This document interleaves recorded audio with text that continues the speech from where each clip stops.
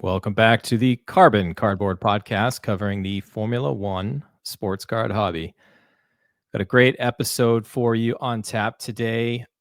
Prix, the national episode, and Prix Hungary. We're going to talk both the national trade night for F1 trade night, sponsored by P1 Castle and others. Tons of others. We'll talk through all of them when we get to it. We're going to we'll look at the last race before the summer break in Hungary. And we got a lot of good feedback about this, Scott, with this or that. And we still have to go back now as I'm remembering this. We got to go back and pick a winner because there was a boatload of comments. I'm giving away a base Piastri for this. So I got to admit, this is really hard for me. You were right. At least the community thinks you were right. On the Oscar. On the rookie? 41 on versus, I think there was there's like maybe two people that agreed with me. Everybody else really valued that rookie card stamp. Yeah. I mean, granted, I think our YouTube population viewership is a little bit smaller. When we did do it on Instagram, it was like a 60-40 type thing. So it's a little closer than I think our YouTube comments. It's like 95-5. Anyways, our next this or that, we're going to cover Sir Lewis Hamilton. And I think you picked a really fascinating comparison. And I don't know if I mentioned this last time at all. Full disclosure, the only thing that Scott and I know about is we're going to talk about these two cards. I have no idea what he's going to say. He has no idea what I'm going to say.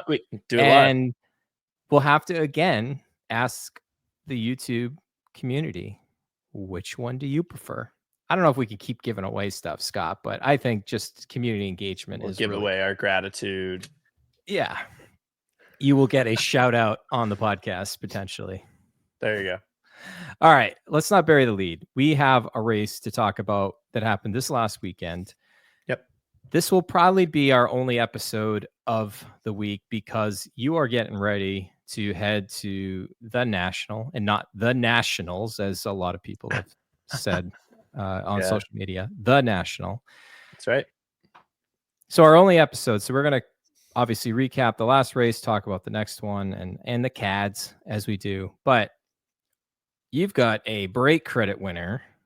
I don't know if this is a first time winner. And it's actually crazy because Branham Jim, who says that every week he selects who is going to win based on whose helmet he likes more. So if they have a special helmet or not or stuff, he's going to dictate who he chooses. And he got a perfect score. Perfect score of 55. Now, there were two other people who got a perfect score. But Branham Jim had the closest qualifying pole position prediction. I think he was about 2/10 away. Everyone else was quite a ways away. So yeah, congratulations to Jim, 55 points. Love to see it. And I think, we'll kind of talk through the race as we go through more of the slides, especially when we get to the, driver comparison slide. But real quick, leaderboard. This actually brings Branham Jim with a perfect score, brings him to the top of the leaderboard. Now he's tied for first with Adam Hareen. However, if it were to end today, he would be the number one seed on countback. And then in third, G Myers Cards, C Dent 15, and Lando Card Rissian are all tied. Sixth, we have Spyro Collects and the Iceman F1 and B Cornell Cards. Ninth, we have F1 Ben, Fire and Ice Cards. Lone in 11th, we have Dead Brick Cards. 12th, we have EC87, GTI, and Putty F1. And then 14th, E Kraus. 15th, Max McDowell. And 16th, Nico Tomicelli, just sneaking back into the standings here in the top 16. We have a bunch of people at 545, 544. So it's really getting close through 13 races. But here's how the community voted. I think this is probably where we can kind of talk through the race. We had Lando against Alonso. Lando won that. 100% voted for him. Oscar against Hadjar, 99% voted for Oscar. He got it. Max against George Russell, 91% voted for Max. I'm actually surprised that Russell didn't get more votes, but Max did get the dub. Nico Hulkenberg took the victory over Yuki Tsunoda, and 56% of the population voted for him. Gasly, 61% voted for over Behrman. He got it done. This was a big one, and we talked about this last week, how Kimi Antonelli's record is really bad, his driver record, his matchup record, but he's going to start racing against some lesser competition, so to speak. But he actually loses here. I called it. Ocon, you did. This was your one. Right? I did. You said Esteban Ocon on your one, and he takes it. 18% of people took your advice and picked him. Charles Leclerc with 100% over Liam Lawson. Lewis Hamilton, 97% over Gabriel Bortoleto. Alex Albon, 80% over Lance Stroll. And Carlos Sainz, 97% over Franco Colapinto is how it went. Who was my one on? I think it was George. I think I put one on George. So good thing you didn't take my advice. Oh, yeah. Because he didn't get it done. But yeah, so I don't know, Scott, like, what did you think of like the race overall? Because it was a sprint race. Now, that's right. I said this last time. Spa, the track itself, is, to me, chef's kiss. It is gorgeous.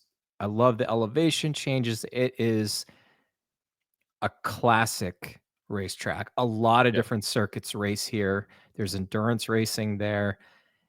A lot of the junior drivers come up through the ranks. Everybody races here. Oscar, it's been his favorite track for a long time, and spoiler alert, he was able to get the win. Right. I don't know. Is the sprint even worth talking about, Scott? I mean, we can mention, the only reason I mention it is because there were similarities in it. The sprint, we had Oscar Piastri on pole by a country mile, by the way. Oscar on pole with Max behind him. In the race, we had Lando on pole with Oscar behind him. In both scenarios, whether it was a standing start, a rolling start, it doesn't matter. In both scenarios, the person on pole position got past and then was never able to retake the lead. And that is one of the issues with being on pole in Spa, is there is the longest, run when you're going up through the couple straight and everything, like it, or through Eau Rouge. Like, it's just, it leads itself to lap one passes because there's no DRS and you get a slipstream and the person in pole position is kind of just stuck sitting there. Of course, Lando had complained he had a battery issue. Zach Brown then said that actually both cars had battery issues. So, but in the end, really, outside of those passes at the start, which ultimately ended up being for the respective wins for the sprint and then for the race, the biggest storyline, I think, was Lewis Hamilton. So Lewis Hamilton, of course, struggled all weekend long in the qualifying for sprint, in the sprint race, and in regular qualifying. But come race day, he was locked in. That car looked really good, and he was picking people off like crazy. He ended up getting driver of the day, made up a ton of positions, and a really, really good race from Lewis. I think it was great. If you looked at his demeanor, at the beginning of the week and then after the race, I mean, oh my gosh, completely different person, right? So I think he's going to have a lot of confidence heading into Hungary. But the battle at the front, it was over with pretty early. Oscar got the pass done. I will say Lando made a few mistakes while he was trying to catch up to him. But I do think the thing that kind of just sealed it was Oscar had a really good pit stop. Lando had a 5-second plus pit stop. McLaren, whether it's Oscar having trouble or Lando having trouble, they cannot seem to get good pit stops for both drivers recently, which is interesting. But because of that, he probably lost 3 seconds there, and then he was never able to really get close enough, right? I think he was kind of pushing a little bit too hard because he had too much time to make up. He had a few lockups, and then it was just Oscar managing and Lando kind of doing the same pace. So we didn't get to really see a battle for the win, which was a little frustrating. But I mean, hey, Lando still comes home in second. So the championship, I mean, we're looking at what, 17, 16 points, something like that. I think it was 8 points going in. And then he just gained another 8 on him, so he's up 16. So I mean, listen, it's still less than a race win. And like you said, Oscar really loves Spa. I think Oscar has done very well in the free-flowing, high-speed corner tracks, whereas Lando is a little bit better on the more technical, slow speed corner, medium speed corner tracks, and Hungary is a little bit more that way. So I think, this is going to be a race, and we'll talk about it a little bit, where Lando's going to have to come back. But Oscar looked amazing. I mean, you can't deny it. Oscar looked really good, from qualifying on sprint to actual race day. Oscar put together a great weekend, took home a lot of points, and, gained on his rival. I think the Ferrari looks good. Leclerc was good all weekend. Hamilton was really good during the race. To Leclerc holding off Verstappen there. Yeah, great job by him. And I think the Ferrari actually, again, if you look at, Monaco, Ferrari was good earlier this year. I think they're going to be good in Hungary. I really do. I think, Max, you kind of can never count him out. But I think Hungary is really going to be more McLaren and Ferrari than Red Bull or Mercedes, but we'll have to see. All right. And we don't have to spend a lot of time on this. Not much has changed on driver standings. Max is alone at the top, 12-1. Stroll is alone at the bottom and 1-12. The reason that the driver standings matters is because when I do the brackets for everybody to win the $1,000, I'm also going to be bracketing the drivers on a little side thing, just to see kind of where the drivers would ultimately stack up. So yeah, it'll be interesting to see. But Max still out in front. And, McLaren, Ferrari's not too far behind. All right. Good stuff there. All right. I believe next we wanted to talk details about the National F1 Trade Night. So I will say before we get going here, I am like super having FOMO over not being able to go. And I've had a bunch of people reaching out, and I don't know whether they haven't listened to the podcast or I haven't really said publicly, because I was actually really planning on going, but I could not get a flight back. We're going on a family vacation for Sunday. I cannot get from Chicago to New Hampshire on Saturday. It's just impossible. There's like one flight, and it's like, it was either at like early morning or late night. And even if I wanted to go like fly to Chicago Friday morning and try to come back Friday evening to get like a red eye, I'd have to leave halfway through trade night to even make to the airport. So I'm like, well, we'll get you there virtually. Don't worry. We'll have a bunch of people there. But yeah, so F1 trade night. So this is the biggest F1 card collector kind of event of the year, right? Obviously the National is the biggest card show. Fanatics Fest is awesome. It's a really cool event. The National is a much bigger card show. If we're just talking about specifically cards, way more booths, way more cards in general. But usually not a lot of F1. Leahy's set up. A few other people are set up. So there's some pockets of F1 out on the show floor, but you will absolutely see the most F1 cards in one place at F1 Trade Night. And it won't even be close. It has been, every year we've done this. So the date, and we've been talking about this for a while now. We actually announced this back in February, I think. So the date has been out there for forever. Friday, August 1st, from 7 to 10. That should surprise no one. Anyone who's asking when it is, we've been constantly posting on our page for the last 10 months. No, not the last 10 months, last like 5. But we're finally able to reveal the location. And folks have been asking, of course, about the location. The reason we haven't revealed is because as we're putting together this event, obviously the National has a lot of control over the general area, events, hotels, a ton of the locations that we were discussing with. All of them were saying that, essentially, unless it is sponsored by the National, they wouldn't do it. So the National says they don't, force out smaller trade nights. But, you can't have your event without the National's blessing. So, take it for what it's worth. And they're also having a trade night Thursday, Friday, and Saturday. So, I mean, the National is definitely trying to absorb all of the trade nights. The SoCo Expo kind of a thing, that is not even a trade night. That is a separate show. That's a full-fledged show. The soccer card stuff that's going on like 20 minutes away. But this is right down the road from National. It is a 10-minute walk or a 3-minute drive. So it is right next to National. It's at the Westin O'Hare. Westin, Westin, Westin O'Hare. That's 6100 North River Road, Rosemont, Illinois. It's at the Westin O'Hare Hotel in the Grand Ballroom. It is a massive space. It's going to be awesome. Obviously, it's hosted by myself, Leahi, and Golden Pulls. And then it's sponsored by Stand Up Displays, Rated Rips, BCW Supplies, Slab Strong, Cards HQ, Case Breaks, AA Mint, and Grid Exchange. So we got a ton of sponsors. We're giving away over $3,000 worth of giveaways. So I think both Grid Exchange and Rated Rips are giving away $1,000 of like credit with their stores or eBay stores to use. Stand Up Displays is giving away custom F1 Trade Night one touches. So you've seen like my custom one touches. They're making special one touches for the event. Cards HQ is giving away a ton of Paddock Pass blasters. Case Breaks is giving away Finest Box.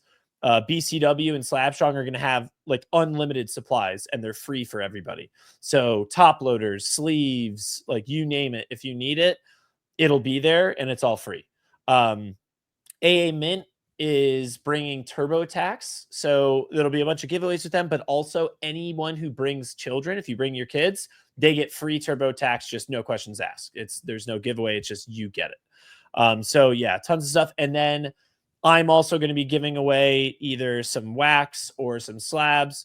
I think Golden Pulls, all of us, we're giving away kind of swag and stuff. We'll have goodie bags that have, Trade Night stickers, pens, a bunch of different stuff. But we're really excited. We also have a photo. I think it's called like a photo station, because it's not an actual like little booth, right? It's a photo station. So it's a thing that will take a picture, but we have a big backdrop.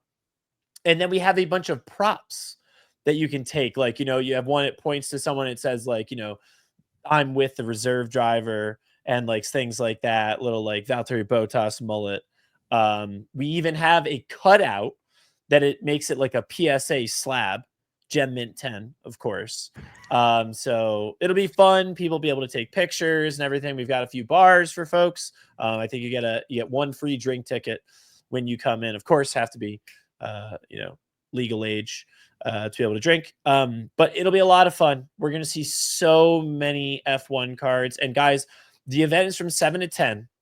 I urge you to get there early, because the way it's set up is we'll have all of the hosts and sponsors are kind of on one wall, like with tables. So if you need to come up and do stuff for their giveaways or get supplies, wax, whatever, is all on one side. And then we have dozens and dozens and dozens of tables, circular tables, rectangular tables, just all throughout the room and in the middle. And so the earlier you get there, the earlier you can kind of claim your spot somewhere at a table, set up your cards for trade. I would also, the best way to do this is to come with two people, right? Because then you could have one person stay with your cards, and then you can walk around and look at everyone else's cards. You can also feel free to bring, Pelican cases, Zion cases, whatever you use to have your stuff. And then you can walk around and talk to people and everything. I mean, there's going to be a ton of people there, a ton of cards there as well. I will also say, of course, it's F1 trade night, so I'm sure there'll be plenty of trades. But there will definitely be people who are looking to sell their cards, right? So I would actually recommend you, similar to going to a show, bring some cash, because cash is always king at these types of events. So I would bring some cash. I know we're actually going to be buying pretty heavily. We just put out a post. We're buying a ton. Like, we brought a lot of cash because we know people like cash. We brought a lot of cash because we are heavily buying slabs specifically. And I made a post on my Instagram. I'm not going to go into it, but I made a post on my Instagram at like what we're looking for. And if you've got stuff that fits the bill, we'll definitely be open to buying it. We also have tons of stuff for trade and for sale as well. So yeah, really looking forward to it. Wish you were there, Brian, but you'll be there in spirit. And we are going to have like virtual stuff going on, right? I think we're going to have a videographer there. We're going to have a social media person there. So we're going to be posting on her story a lot. I'll probably have her kind of go live on my Instagram too and like walk around and like let people kind of see everything. I'll do it as well. I'll be walking the trade night floor with Strictly T1 and looking for folks that are making deals and like, you know, best card in your table kind of a thing. So yeah, really looking forward to it. I mean, this is again biggest event of the year. We've obviously had to keep the location under wraps for a little while, but it is out there now. So hopefully, you know, National doesn't call the hotel and try to get it shut down. But I think they've got their hands full now with the actual National going on. So we should be all good. And again, guys, if you are attending the National and you're listening to this podcast, I mean, you should absolutely be coming because it will be the highlight of the weekend. There are dozens and dozens of people who are literally coming just for this event. They're not going to the National. They're coming just for this event. And National would love to work with you in the future. So shoot me an email, thep1castle@gmail.com, and we'll see what we can work out for next year. But this is how we're doing it this year. Really excited. We're going to have a massive banner with F1 Trade Night. Welcome card collectors. We've got kind of some pull-up banners with all the sponsors inside. Like I said, tons of giveaways. Also, last year when you came in, you got like a little raffle ticket, and that's how we did the giveaways. We've got a really cool way this year of doing the giveaways. Let's just say that, you know, you get a badge most places you go, you're going to get a badge here, and they look awesome. And I think that these badges, especially if we kind of do this every single year like we have been, will become collectible. So yeah, Ooh. I mean, I'm really excited for it. I mean, biggest event of the year. Like I said, we've been working a lot like this. You know, it's funny because people are like, oh, trade night, whatever. A lot of work goes into this. I mean, this is basically like hosting a show. And you know, obviously, you know, appreciate Golden Poles and Leahi for helping out a bit, but honestly, massive kudos goes to the queen of the castle, my wife, because she has done the overwhelming majority of all the work for getting this event set up. So really, really excited, very thankful for the queen. So thank you very much, Erica. We all love you. And yeah, excited for trade night. It just sounds awesome. So if you're gonna be there or be square. Be there. If you're gonna be there, be there. That's how I'm gonna end the podcast. All right. Let's shift gears ever so slightly to this or that. Again, I actually really like this new segment. So whoever's idea it was, because it wasn't mine. I thought you would hate it. Yeah. It instead of talking about like one driver and maybe grid gainers is you know, maybe that's not done forever. Maybe there's a time we bring it back. But like somebody made the point too. He's like, you guys keep talking about the same drivers over and over again. I mean, there's only 20 drivers on the grid. There'll be 22 next year.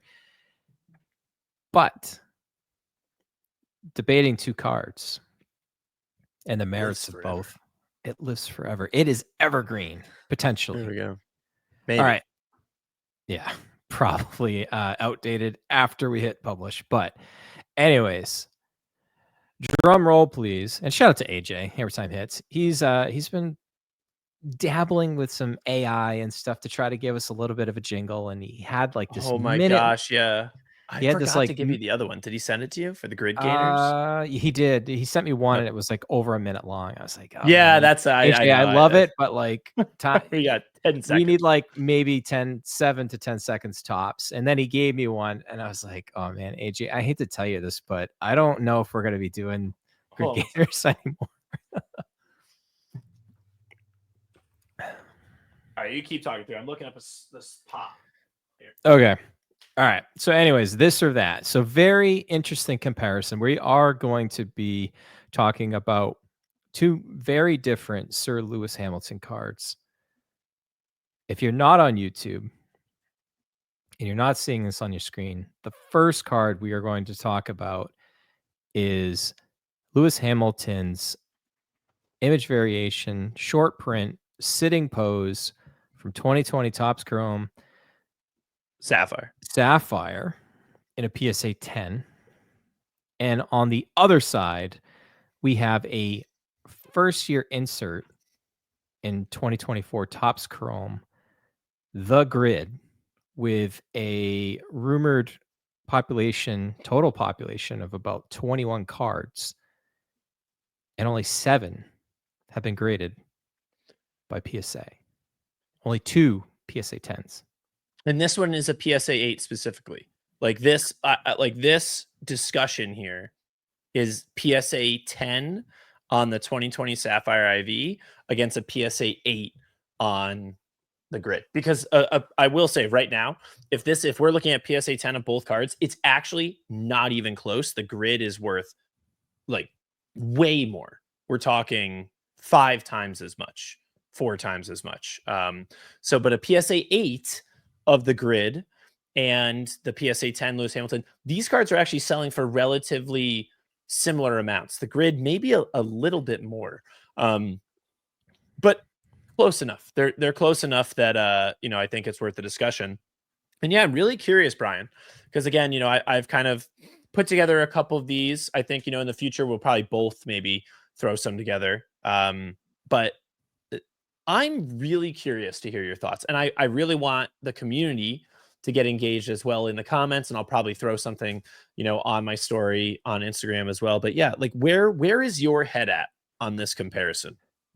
So I've got to draw on my bread and butter and its condition QC of the cards. So on one hand, if you're looking at the IV from 2020 Sapphire, everybody just assumes that it's a shoe-in. You pull one, it's going to be a PSA 10 because it normally doesn't have appeal. Only 47% gem rate on this out of 374 cards that have been graded. And now, granted, a bunch of those have been probably cracked out and, PSA, please submit again. Only 177 PSA 10s at this point. Like you said, value it definitely skyrocketed a couple years ago. It's definitely coming back down to earth, and I think it kind of varies a little bit based on track performance of how Lewis is doing. I mean, I think this card in particular is always going to have a lot of staying power. Is it ever going to be his most valuable 2020 card? Absolutely not. But it's definitely more affordable to go with a Sapphire over the Chrome IV short print because there's only 300 of those. And I will tell you, I have yet to gem one of those. It is like my stuff. White whale. I know. Shout out to Rudy Parazer. I think he's gemmed a few of them. All the ones I've had in hand, unfortunately, have not been, the best. Whether there's an indent on the back or scratches on the front, it's just. We got another one coming your way. I really want to gem one. But Scott, on the other hand, before I throw it over to you for the grid, now, what a humbling experience it has been to prepare and prep these cards for PSA because number one, the centering on these stink. This is a family show. I won't swear. The centering left to right on these is atrocious. Yeah. On top of that, significant print lines and scratches. And on top of that, the back of them also has had indents and issues. So, we've had a few of them that we've sent from P1 Castle Grading, not just this Lewis Hamilton card, but just the grid insert in general. Very few 10s. We had a few. And I get gutted every time there's like a 9 because there's, there's people that are trying to put together PSA 10 sets of this, and it is going to be impossible for most, especially where there's only 21 of each of these in the world. And most of them, people are not ripping Chrome at this point. So I know that was a lot there, Scott. But like for me,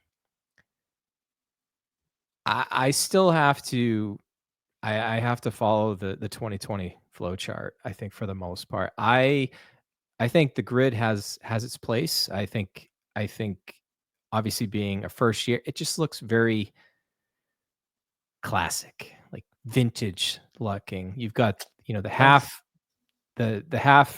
from the waist up portrait, you've got their car on there. There's not a lot of bling and bells and whistles. It just looks very clean. But Yeah.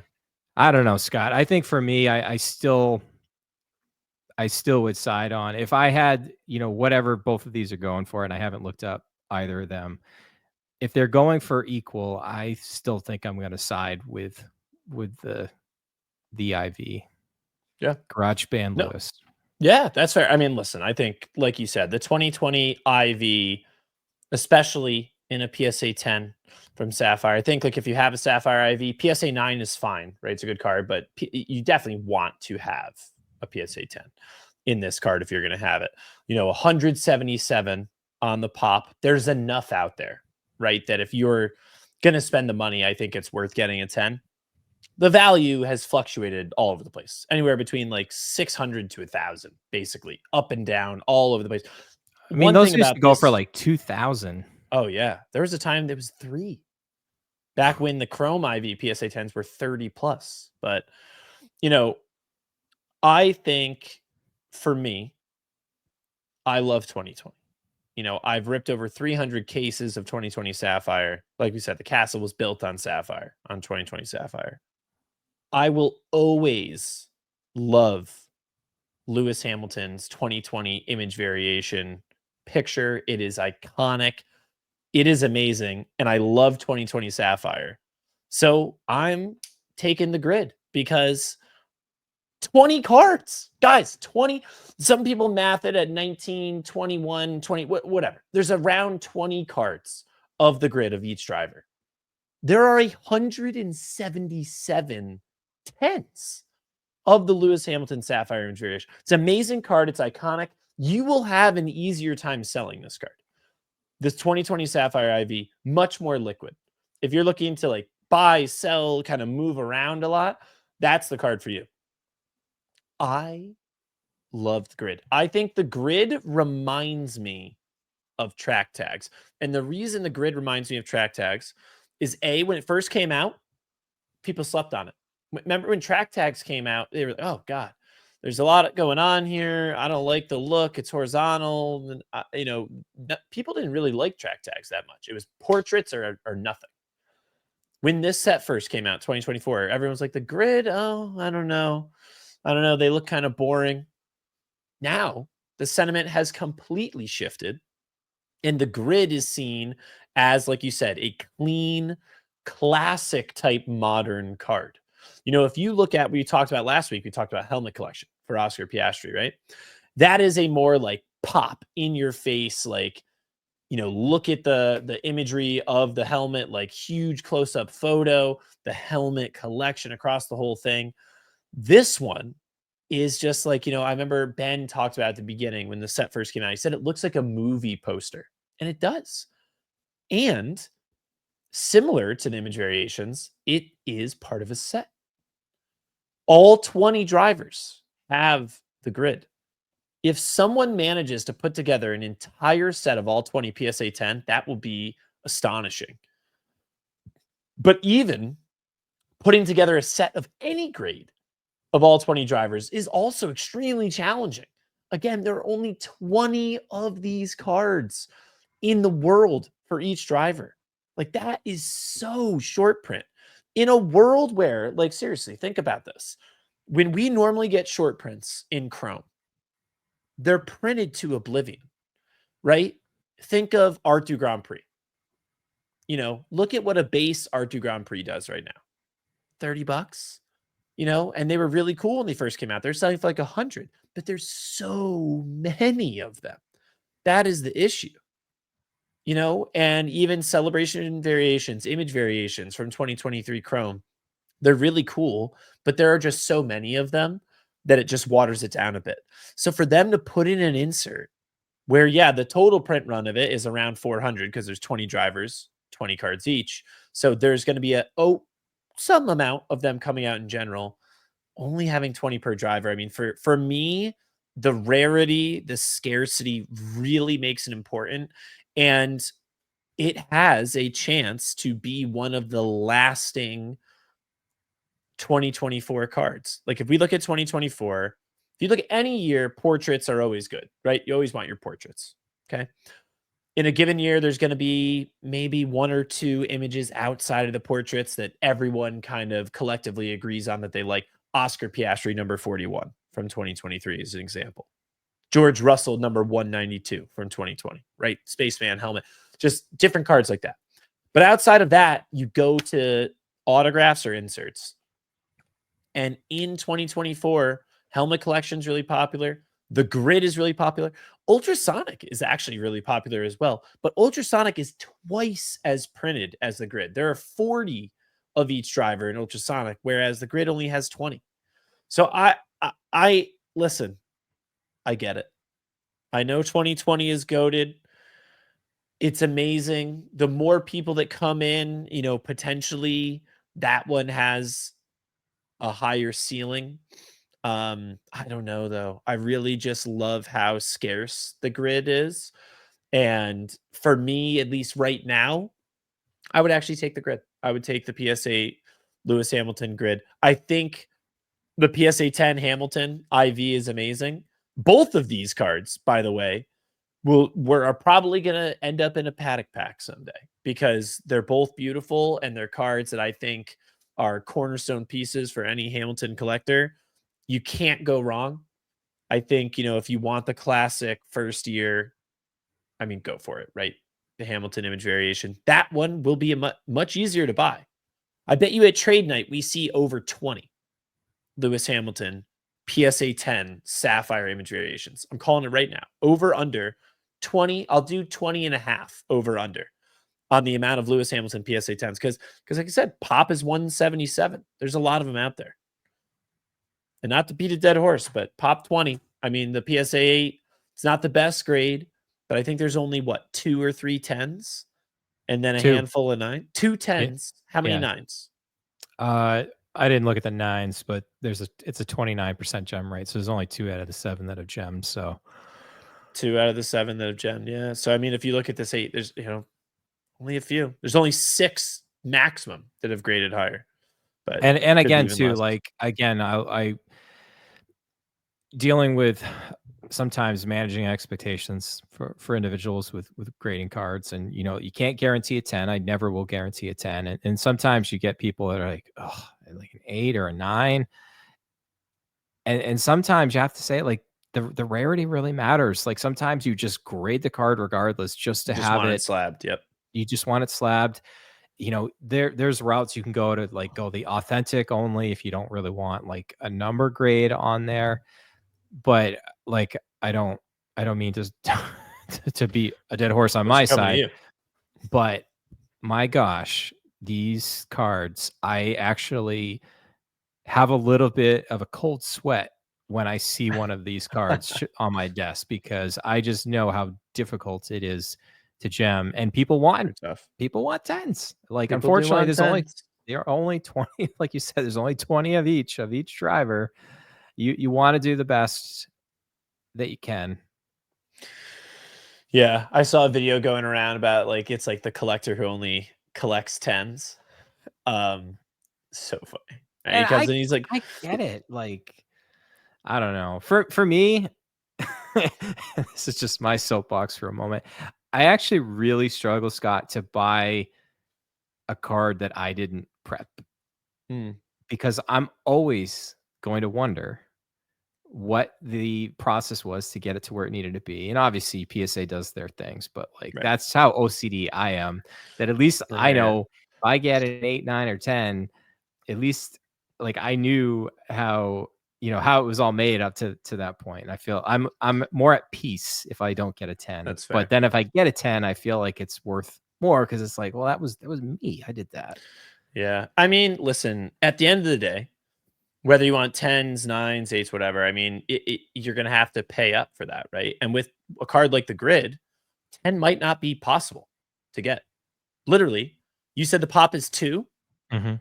Yeah, well, there's 0 of them now because Jeff owns one and we had the other and just sold it.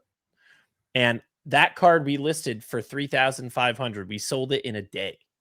We took a little bit less than 3,500, but we sold it in a day. So I mean, people want the grid, and especially in a PSA 10, it's not going to be possible for everyone to get a PSA 10 of the grid. It is possible for the majority of folks to get a PSA 10 of the 2020 Sapphire IV. Still think they're both amazing cards. If you don't have a Lewis Hamilton IV, it's hard to take the grid instead, I will say. But yeah, that's where I land on it. All right, community, what would you take? I really could use the win, guys and gals, though. So Brian's you're taking the Sapphire IV, I'm taking the grid. Sapphire. Let's go. Come on. You gotta back me. Castle community. Come on. The grid all day long. I will say, though, you made a lot of good points. You almost convinced me, but I'm sticking to this. I'm sticking to the IV. Yeah. I mean, listen, I think people will probably be on your side here in this one. Because people are going to be like, first appearance, rookie card, blah, blah, So, yeah, blah. there are a lot of good. You made a lot of good points for the Hamilton IV. I don't disagree. All right, let's end the show, Scott. We're at the 40-minute mark now. Just a quick look at the Hungarian Grand Prix. We are going to look at the matchups, and then we'll quickly go through your picks and your infamous Castle Call. That's right. So the matchups this week, Scott, what are we looking at? Hungary Grand Prix. So no sprint weekend this weekend, but we do have a race, which during the national weekend, I think is really fun. Again, there are going to be some slam dunks, and there are some close calls here. So we've got Lando Norris against Alexander Albon, Oscar Piastri against Carlos Sainz, Max Verstappen against Isaac Hadjar, Yuki Tsunoda against Franco Colapinto, George Russell against Oliver Behrman, Kimi Antonelli against Lewis Hamilton, Mr. Stole Your Seat, Charles Leclerc against Pierre Gasly, Fernando Alonso against Gabriel Bortoleto. How about that? The mentor and the apprentice. We have Lance Stroll against Esteban Ocon, two of everyone's favorite drivers. And we have Liam Lawson against Nico Hulkenberg. So they're definitely, like I said, some slam dunks and some close ones. Who would you put your slam dunk on, Brian? Who you hanging off the rim with 10 points? I am obviously McLaren, very strong. Ferrari also very strong. In lieu of just saying one of the McLaren drivers, I think I'm going to stick with my guy, Charles Leclerc against Pierre Gasly. Yeah, I think two best of friends going against each other. I just think the direction of each car are going in opposite directions, and I definitely think Leclerc is my guy there. I don't know if I'd give him the 10, but I feel very confident in his. You already locked in. There's your 10. There's my 10. What's your 10? Yeah, I mean, it's tough. If you had said one of the McLaren drivers, I was gonna hang it on Leclerc. I think I am gonna go with one of them. Really, I mean, there's not a ton of other 10 capabilities out here. I mean, you can look to Max, you can look to Russell, Lewis, maybe. I almost looked at Lewis too. Yeah. Oh man, 10 on Lewis. That's against Antonelli. I don't know about that, but I'm gonna take the easy way out here. I'm going Oscar. I'm going to take Oscar over Carlos Sainz, slam dunk 10, book it right now. Even though I shouldn't based on my Castle Call, but we'll see what happens here. What about your 1? Oh, this is a little tougher. There's not any that are I feel like are super close this week. I think I'm going to go Bortoleto 1, Alonso. Dude, we are on the same wavelength right now. Wow. We should start a tally and see how many 10s and 1s we get right each week. Wow. That was going to be mine. I like it. You're even going to pick Bortoleto over Alonso? I was going to pick Bortoleto over Alonso as well, but I got plenty. I figured you had a backup. Yeah, I mean the ones because I think there actually are quite a few close matchups. I think if you look at the top, 5, the top 5 are pretty slam dunky, and then Leclerc. But there's about 4 matchups that I think could potentially go either way. And where I am going to put my 1, he's getting his 2nd victory of the year, ladies and gentlemen. Lance Stroll is going to take down Esteban Ocon. Book it. Twins will love it. Michael over there with the biggest Lance Stroll collection ever. You know, beating the former race winner at this track in That's right, Esteban 2021. Ocon. That's right. When Bottas went bowling For Red Bulls, baby. It's Love funny because, like, I over the years of doing this podcast under different iterations, like, I always will give you credit where you're able to recall certain things from older races, and now I've gotten to the point where, I mean, my go forward is from 2021 forward, but There you go. I'm like, see, it's rubbing off a little bit. That's right. Listen, you talk about it enough and you remember it. That, dude, I remember that race. That was when I was full on all in Max Verstappen fan. And I was furious because this is, again, remember, this was just after Lewis had taken out Max in Silverstone, 55 Gs into the wall. Okay. And then goes on to win the race. And then ends up with a big hole in his car from Bottas. Well, so that was like Silverstone, right? And then the next race, now in Hungary, Bottas takes out both Red Bulls. I was like, what is happening? This is insane. Didn't he finish like P7, I think, with a big hole in his carbon fiber? Yeah, he was battling with Mick Schumacher in the Haas all race. And, oh, dude, that drove me insane. That Bottas just taking everyone out. It was crazy, though, because then it was that iconic image. Lewis, the only one on the grid for the restart because everyone else went into the pits for dry tires. He's sitting out there with intermediates like, whoops. I remember that, too. All right. Speaking of the 2025 variation of this Grand Prix, let's talk about your predictions. Let's do it. So, again, I mentioned earlier in the pod, I think Ferrari is going to be a lot closer this weekend than they were in Spa, and Leclerc was pretty good in qualifying. He beat Max in qualifying. He wasn't too far off the McLarens. I'm actually backing Leclerc for pole here. I think he can get it done. And we're going to move on to the podium, and I think he is going. Whoa! What's going on here? What's going on here?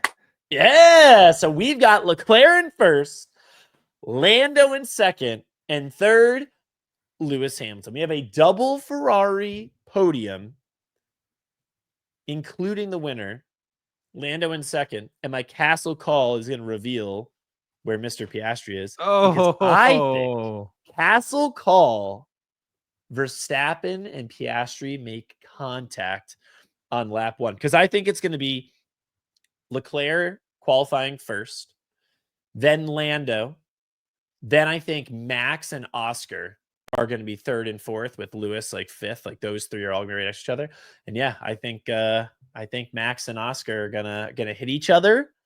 And who knows? You never know what kind of contacts it's going to be, but I think it's going to ruin both of their races, and neither of them are going to make it back to the podium. And look at the little Lando in there. Because he's thinking, if this happens, I'm going to be even on point. He needs it. I tell you what, because listen, right now, and check my math. Is it 16 points? That? So he got 1 in the sprint and the driver's standings. It's 16 points. So it's 266 to 250. So it's 16 points. So if this happens, say Oscar and Max DNF and Lando comes in second, then all of a sudden Lando's ahead by 2 points in the championship. Yikes. Oh, baby. Spicy. Well, I don't know if this is like you putting like discarded Topps Chrome packs in like Verstappen's brake ducts like it was a couple years ago in that was wild. The Australia Grand Prix. I don't know. We'll see.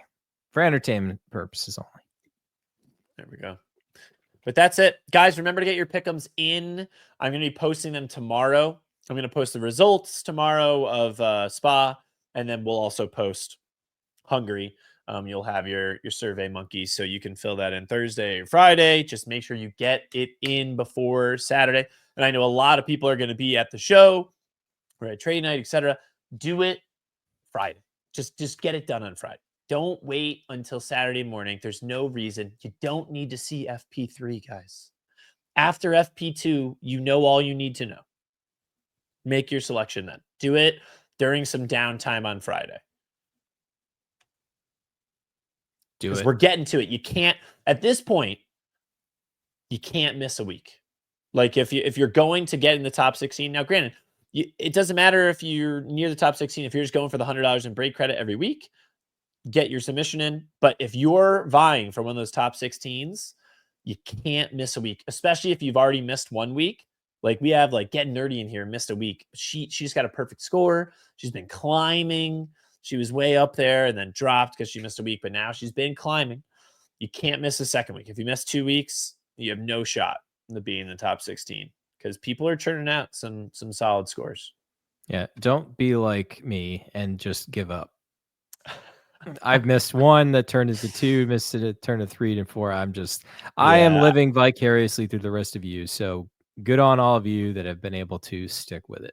Yeah, keep doing. I mean, listen, we've had like triple digits of folks doing it. It's been cool to see everyone locked in. And when we get down to that 16, man, that is going to be nuts. That is, I mean, then you got $1,000 on the line. Crazy. All right, Scott. Great episode. Very exciting stuff coming up this weekend at the National with the Formula One trade night. Hope everyone that is able to go has a blast. Everybody that's able to vicariously live through the streams and stuff, I hope you enjoy that content as well. Just a great time in the hobby, Scott. Absolutely. Great time to be alive in the Formula One card hobby.